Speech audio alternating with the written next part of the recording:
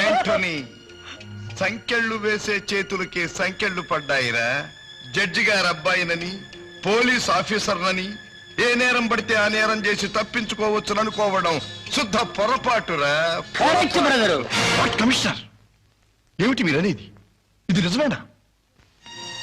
మా అబ్బాయిని హత్యా నేరం కింద అరెస్ట్ చేశారా? ఎస్ మిస్టర్ చౌదరి, సాక్ష్యాలు ఆధారాలు 1కి 10 సార్లు పరిశీలించాం. అన్ని విధాలా రుజువు అయినందువల్ల అరెస్ట్ చేసి కేసు ఫైల్ చేశాం. ఏమిటండి, మా అబ్బాయి రాజా హత్య చేశాడా? వాడు హత్య చేయడం ఏంటండి? నేను నమ్మను. మీ డిపార్ట్మెంట్ ఏదో పొరబడి ఉండాలి. సారీ జానకమ్మ గారు, మా శాఖలో పనిచేసే మనిషిని అరెస్ట్ చేసే ముందు అన్ని రకాలుగా ఆలోచించి అరెస్ట్ చేస్తాం. ఏమండి, మాట్లాడేటండి. మీరు వెంటనే మన అబ్బాయి దగ్గరికి వెళ్ళి జరిగిన దాంట్లో నిజాలు ఏమిటో తెలుసుకుందండి. అలాగే జనకి, ఇప్పుడే పెడతాను. అసలు వాడితో మాట్లాడి నిజమేమిటో. సారీ మిస్టర్ చౌదరి, త్వరలో ఈ కేసు మీ కోర్టుకు రాబోతోంది. తీర్పు చెప్పవలసిన మీరు ముందుగా ముద్దాయిని కలుసుకోకూడదు, మాట్లాడకూడదు.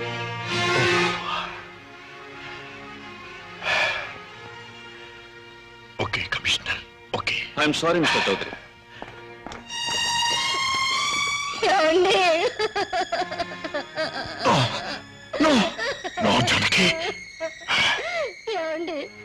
భగవంతుడు మనల్ని ఎందుకు ఇలా పరీక్షిస్తున్నాడు?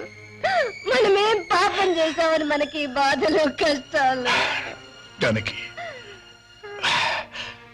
విన్నావుగా కమిషనర్ గారు చెప్పిన మాటలు. అబ్బాయిని ముద్దాయిగా కోర్టుకు తీసుకొస్తారట. జడ్జి స్థానంలో నేను, బోనులో కొడుకు. నేను తీర్పు చెప్పాలట.